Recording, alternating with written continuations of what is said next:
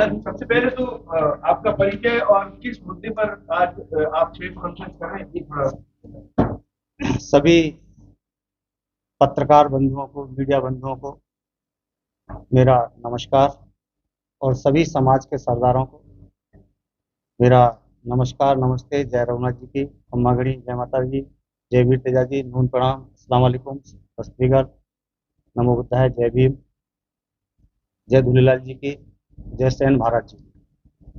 तो आज जो ये प्रेस कॉन्फ्रेंस रखी है, इसका ये मुद्दा ये है कि जहां तक भय का माहौल बना हुआ है, जिस पर माननीय मंत्री जी ने आप ही के सामने कुछ अपनी बात रखी और सेलेक्टेड लोगों की बात रखने के बाद फिर एक बिंदु पर आए कि कोजाराम प्रकरण, सेलेक्टेड पे बोलना, फिर कोजाराम प्रकरण पे बोलना। इस बात से तो मैं सबसे पहले धन्यवाद देना चाहता हूं पुलिस प्रशासन को कि उन्होंने सही काम किया और अपराधी, गुंडे, मवाली, अत्याचारी या किसी भी जो समाज में बेमिस्ता फैलाते हैं, उनके साथ में जो पुलिस प्रशासन ने, बाड़मेर की पुलिस प्रशासन ने जो तत्परता दिखाई और जो कठोर कार्रवाई की है, उसके लिए धन्यवाद।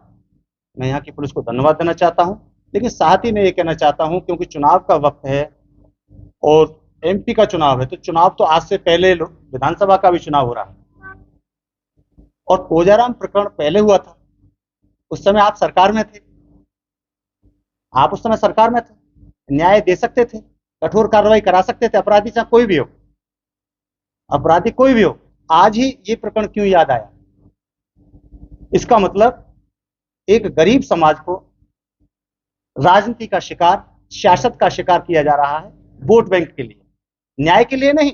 अगर न्याय की बात होती है, ये प्रकरण अभी याद आया है, तो प्रकरण आपको डांगाबाज कांड भी याद आना चाहिए था, धनाऊ कांड भी याद आना चाहिए था, कोलाराम मेवानगर वाले वो भी कांड याद आना चाहिए था, सियाणी में पारसमल वाला कांड भी याद आना चाहिए था। अभी अभी मथानिया में हुआ है 4-5 दिन पहले, एक डाबरा गांव में हुआ है ओशिया के अंदर,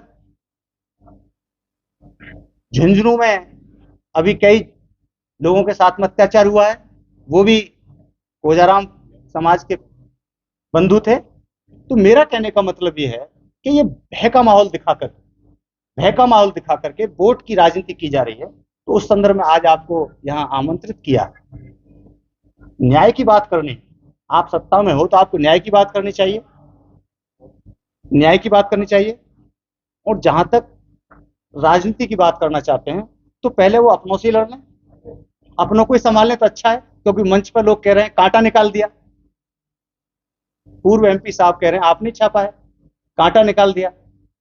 तो वो कांटा निकाल रहे हैं या इलेक्शन लड़ा रहे हैं? कांटा निकाल रहे हैं या इलेक्शन लड़ा रहे हैं? तो जनता कांटा निकालने वाले को वोट क्यों दे? दलित, मुस्लिम, आदिवासी, गरीब, मजलूम, मूल ओबीसी के लोग जिनको न्याय नहीं मिला, यहाँ रिफाइनरी लग गई, क्या रिफाइनरी में मूल ओबीसी के लोगों को बराबर का अधिकार मिला? जितने भी तस्कर हैं, उनको मदद करने वाले कौन लोग हैं? एक अमराराम आईटीआई का सामाजिक कार्यकर्ता थे, वो आपके संज्ञान में भी है मैटर, उन्होंने आवाज उठाई थी, वो भी प्रकरण आपके आपके संज्ञान में है। दूसरा, गिड़ा थाने में एक घटना घटी, तस्करों को पकड़ा गया और जब पुलिस वहां पकड़ने गई तो पुलिस पे फायरिंग कौन लोगों ने की? किसका संरक्षण था उसमें? एडिशनल एसपी तक नपे। तो पुलिस भी यहाँ भय में है।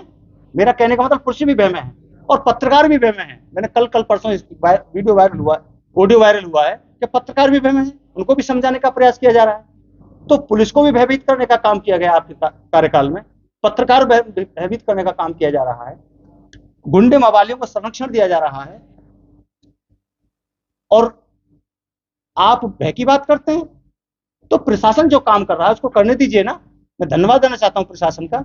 इसलिए हमारा इस समय 3600 बिरादरी के लोग सामाजिक न्याय चाहते हैं, भय मुक्त समाज चाहते हैं, भय मुक्त प्रशासन चाहते हैं। प्रशासन में भय जो फायरिंग हुई थी, तो इसलिए भय मुक्त समाज के लिए, सामाजिक न्याय, मूल ओबीसी के लोगों के लिए बराबर की ताकत, भागीदारी देने के लिए रिफाइनरी में हर क्षेत्र में राजा सबको बराबर की भागीदारी देता है। इस आवाज को बुलंद करने के लिए आज आपको बुलाया गया है। और भाई रविंद्र सिंह कोई एक जाति विशेष के वो नहीं है कैंडिडेट, 3600 बिरादरियों की आवाज है वो। सामाजिक न्याय क्षेत्र में न्याय दिलाने के लिए आज वो आए हैं। मेरा नाम रईस अहमद मलिक है, मैं बसपा का पूर्व प्रभारी रहा हूं और मुझे यहाँ का एक एक गांव का नाम याद है, यहाँ की घटनाएं याद हैं। राजस्थान के 50 जिलों में, पहले 33 जिले थे, अब तो 50 जिले हो गए। 50 जिलों के अंदर कोई भी 200 विधानसभाओं में ये आवाज उठ रही है।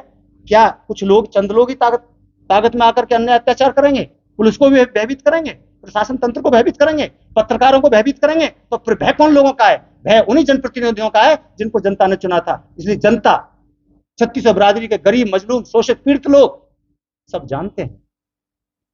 इसलिए ऐसी बात ना की जाए, भाईचारे की बात की जाए, प्यार की बात की जाए, मोहब्बत की बात की जाए। जो एक नारा है इंसान से इंसान का वो भाईचारा, यही पैगाम हमारा। समाज में समानता है, प्यार है, मोहब्बत है, सभी चुनाव लड़ रहे हैं, लोकतंत्र का पर्व है, वोट से राजा बनेगा। आप अपनी विशेषताएं बताएं, एक दूसरे पर उंगली ना उठाएं। अगर उंगली उठानी थी तो विधानसभा चुनाव में उठाते, विधानसभा चुनाव में क्यों नहीं उठाया? फिर तब तो याद नहीं आया। और मैं ये भी कहना चाहता हूं, मैंने वहां भी बोला था कि कुछ लोग फर्जी आईडी बनाकर, क्योंकि मैं तो एडवांस सोचता हूं, फर्जी आइडिया बनाकर, जाति विशेष के लोगों की फर्जी आइडिया बना करके दलित, आदिवासी, मूल ओबीसी के लोग, माइनॉरिटी के लोगों को बरगलाएंगे।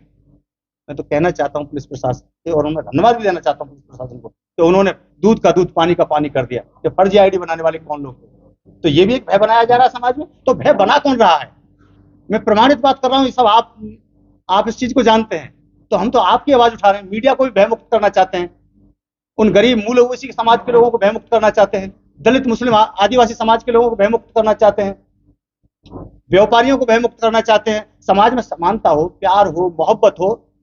और इस मौके पर भाई रविंद्र सिंह भाटी जी इस आवाज को बुलंद करेंगे, सबको न्याय दिलाएंगे और सबको समानता, मूल ओबीसी के लोगों को भी, सामान्य वर्ग के लोगों को भी, दलित, मुस्लिम, आदिवासी समाज के लोगों को भी बराबर की भागीदारी मिलेगी। इसलिए हमने आज आप लोगों को थोड़ा कष्ट दिया और आपको बुलाया है। पाटौदी के अंदर जोगिंद्र प्रजापति प्रिंसिपल साहब के बच्चे को प्रधान बने, उनको हटाया कौन लोगों ने? कौन लोग थे वो? किसकी सरकार थी?